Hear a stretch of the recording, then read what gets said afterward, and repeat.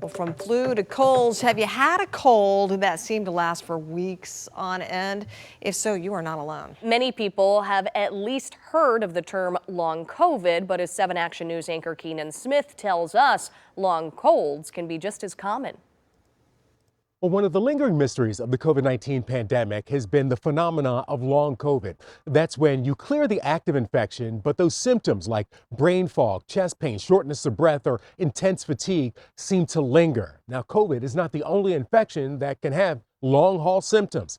Just in time for cold and flu season, experts are putting a spotlight on long colds and long flu.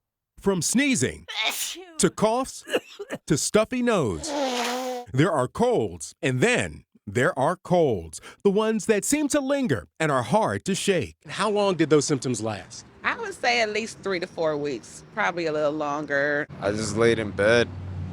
Yeah, I didn't get up until I felt better, like a month later. Well, this may have been what some experts call long colds. And it could linger for weeks, even months, after the initial infection had resolved. Dr. Brandon Carmo says he's seen it at his Farmington Hills practice, Orchard Primary Care, but the issue was put into the spotlight by COVID. We started to pay more attention that it wasn't just COVID that could cause some of these long cold syndromes, but also some of these other viral illnesses that have been around for many, many years. Like the common cold, flu, or pneumonia. That's the finding of a new study published in the Lancet eClinical Medicine Journal. Researchers say non-COVID acute respiratory infections can last for a month or more and have wide-ranging effects. Like diarrhea, muscle pain and joint pain, cough. Dr. Leah Mundape is an infectious disease expert on the faculty at Wayne State University's Medical School and the Detroit Medical Center. She says those with COVID were more likely to suffer from problems with smell, dizziness, and brain fog. Which is sort of a combination of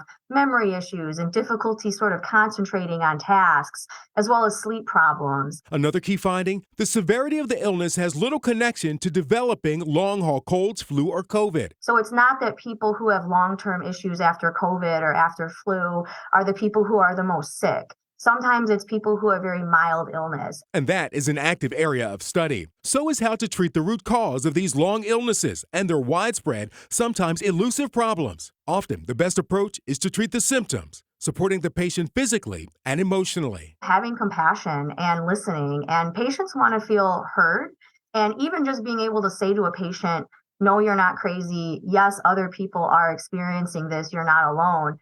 That feeling of being believed is so important.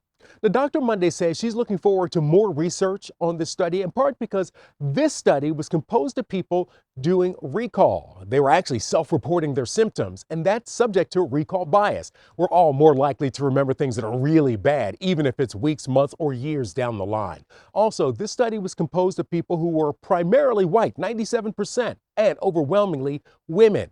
And she says it's not clear how these symptoms would show up and how this study would reflect if it were composed of a more representative sample of society. In Detroit, Keenan Smith, 7 Action News.